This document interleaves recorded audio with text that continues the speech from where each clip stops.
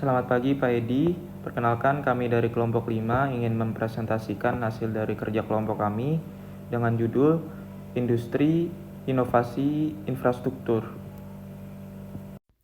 Untuk pertanyaan pertama, transportasi apa yang Anda gunakan dan seberapa sering Anda menggunakannya? Yang pertama itu ada motor pribadi, saya sering menggunakan motor pribadi untuk pergi kemanapun.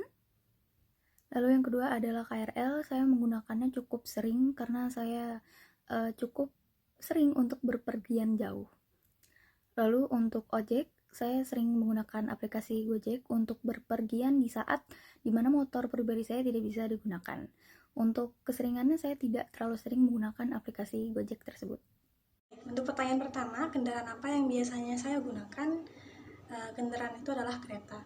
Dan seberapa sering saya menggunakan kendaraan tersebut? Saya biasanya menggunakan kereta hanya saat menempuh perjalanan yang jauh. Nah, oleh karena itu, saya tidak terlalu sering menggunakannya karena saya juga tidak terlalu sering melakukan perjalanan yang jauh. Lalu kendaraan apa yang sering saya gunakan dan seberapa sering saya menggunakannya? Yaitu yang pertama ada motor. Saya sangat sering menggunakan motor ketika berpergian sehari-hari, contohnya ketika mengampus ke UPJ. 1. Mobil dan kereta. 2. Sering karena sering bepergian.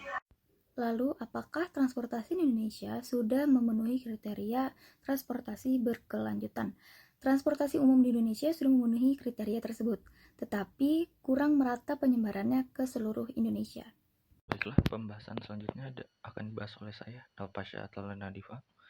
Pertanyaannya adalah dari segi apakah infrastruktur transportasi Indonesia sudah baik? Jawabannya adalah ya. Bisa dilihat dari jalan tol, bandara, dan pelabuhan Indonesia yang sudah berkembang pesat. Jalan tol dalam 5 tahun terakhir, terutama di Pulau Jawa, sudah mengurangi tingkat kemacetan di kota-kota besar dan memperlancar konektivitas antara daerah. Serta bandara Indonesia yang sudah dirawat dan dikembangkan seperti Bandara Soekarno-Hatta di Jakarta dan Bandara Ngurah Rai di Bali. Untuk pelabuhan sendiri memiliki contoh seperti Pelabuhan Tanjung Priok di Jakarta dan Pelabuhan Belawan di Medan. Sekian, terima kasih. Pertanyaan selanjutnya adalah dari segi manakah infrastruktur transportasi di daerah Jabodetabek ataupun Indonesia yang perlu dikembangkan?